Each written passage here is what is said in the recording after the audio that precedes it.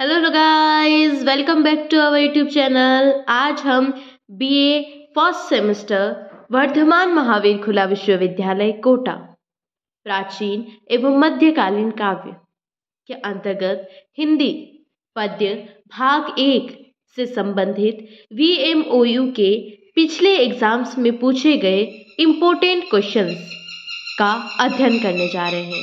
तो चलिए शुरू करते हैं। पृथ्वीराज रासो की प्रामाणिकता अथवा अप्रामाणिकता को तर्क सहित सिद्ध कीजिए। हिंदी साहित्य में अनेक सुंदर रचनाएं साहित्य की गरिमा को बढ़ाती है। अनेक कारणों से अनेक आपत्तियां आलोचक उठाते हैं, जो उस रचना के महत्व को ध्यान में रखते हुए उनका निराकरण कर सत्य की कसौटी पर परखने का प्रयास करते हैं। ऐसा होना भी चाहिए, क्योंकि आपेक्षों से घिरी रचना चाहे कितनी ही सुंदर क्यों न हो, उसे अग्नि परीक्षा से गुजरने के बाद ही सम्मान और आदर प्राप्त होता है। यह भी सत्य है कि कई बार आलोचना के लिए भी होती है, उससे बचना चाहिए। पृथ्वीराज रासो आदिकालीन श्रेष्ठ रचना है, परंतु अनेक प्रश्नों से घिरी होने के कारण अनेक बार इसकी प्रामाणिकता अथवा अप्रामाणिकता के विषय में प्रश्न उठाए जाते रहे हैं तथा आज तक निर्विवाद रूप से यह नहीं कहा जा सकता है कि यह रचना प्रामाणिक है अथवा अप्रामाणिक है। चंद बरदाई के द्वारा लिखे इस महाकाव्य के 3-4 रूप मिलते हैं। प्रथम स्वरूप वृहद ग्रंथ का प्राप्त होता है, जो लगभग 2500 पृष्ठों का है तथा उसके 69 अध्याय अथवा सर्ग है। इसमें 16,306 छंद है। इसका प्रकाशन नागरी प्रचारिणी सभा द्वारा किया गया है। मध्यम रूपांतरण में 7,000 छंद हैं, जिसका अभी तक प्रकाशन संभव नहीं हो पाया है। इसकी मूल प्रति आज भी बीकानेर के पुस्तकालय में सुरक्षित है।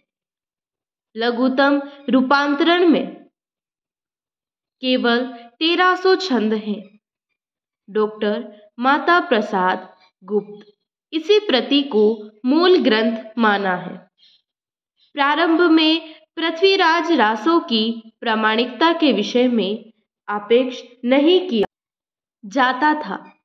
कर्नल रोड ने इसकी साहित्यिक सुंदरता पर मोहित होकर लगभग 3000 पद्यों को अंग्रेजी में अनुवाद भी किया था। फ्रेंच विद्वान गार्सा द तासी ने इस ग्रंथ को प्रामाणिक घोषित कर दिया था। फलस्वरूप रॉयल एशियाटिक सोसाइटी ने इसका प्रकाशन आरंभ कर दिया था, परंतु सन 1875 में डॉक्टर वूलर को कश्मीर से जयानक भट्ट की रचना पृथ्वीराज विजय प्राप्त हुई, जो संस्कृत में रचित है। इस ग्रंथ की अधिकांश घटनाएं रासो की अपेक्षा अधिक प्रामाणिक है।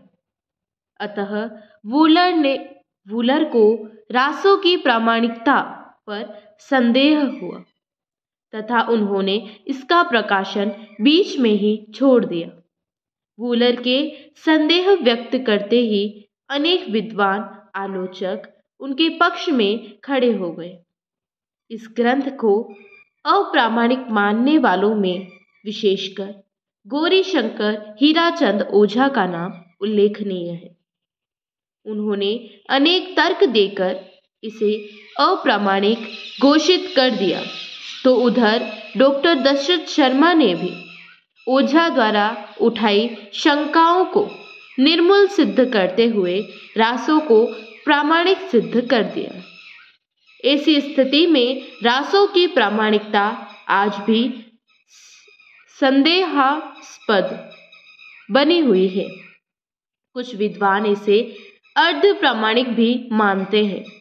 इस संदर्भ में विद्वानों के 4 वर्ग बन गए हैं, जिनका संक्षिप्त विवरण इस प्रकार है।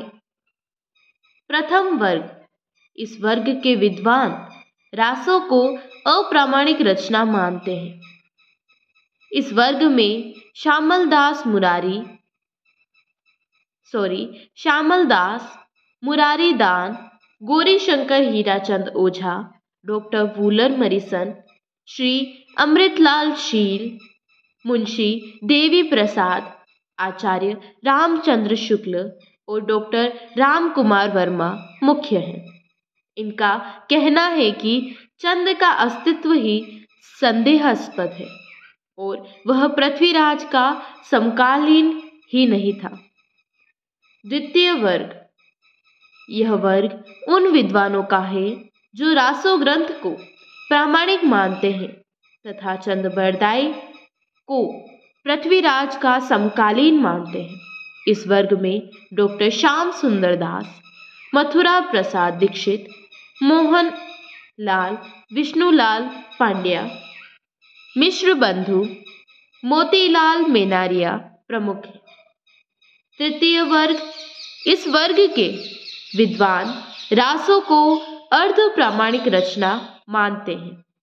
इनमें डॉक्टर सुनीति कुमार चटर्जी, मुनिजन विजय, अगरचंद नाहटा, कविराज मोहन सिंह तथा हजारी प्रसाद द्विवेदी के नाम हैं। इन विद्वानों का मत है कि पृथ्वीराज के दरबार में चंद नाम का एक कवि था जिसने रासों की रचना की थी, परंतु यह ग्रंथ अपने मूल रूप में प्राप्त नहीं है। आज जो प्राप्त है वह मूल रासों का परिवर्तित और विकृत रूप है। अतः रासो अर्ध प्रामाणिक रचना है। चतुर्थ वर्ग, इस वर्ग में अधिक विद्वान नहीं है। नरोत्तम दास स्वामी का मानना है कि चंद कवि पृथ्वीराज का समकालीन था, परंतु उसने प्रबंध रूप से रासों की रचना नहीं की। वे जैन ग्रंथमाला में रचित फूटकर पदों को फूटकर रचना मानते हैं। रासों को अप्रामाणिक ठहराने वाले तर्क के आधार पर निम्नलिखित कारण व्यक्त करते हैं। ये कारण मुख्यतः 3 प्रकार के हैं। क, घटना और इतिहास में असामंजस्य। ख, काल अथवा समय में असामंजस्य। ग, भाषा संबंधी कारण। अब सविस्तार इन बिंदुओं पर चर्चा करके निर्णय तक पहुंचने का प्रयास किया जाएगा। क, घटना एवं इतिहास में असामंजस्य। अप्रामाणिक रचना मानने वाले निम्नलिखित तर्क अपने मत को पुष्ट करने के लिए देते हैं। पृथ्वीराज रासों में वर्णित अनेक घटनाएं नाम इतिहास से नहीं मिलती। इस ग्रंथ में परमार, चालुक्य आदि क्षत्रियों को अग्निवंशी कहा गया है, जबकि वे सूर्यवंशी प्रमाणित है तथा इतिहास में इसका उल्लेख है। रासों में पृथ्वीराज की माता का नाम कमला प्रकाशित है, जबकि इतिहास में उनका नाम कर्पूर रानी विख्यात है।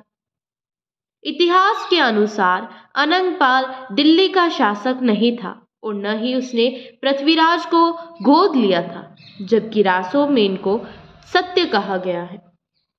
रासों में पृथ्वीराज के 14 विवाहों का उल्लेख है, जबकि इतिहास में इसके कोई प्रमाण नहीं मिलते।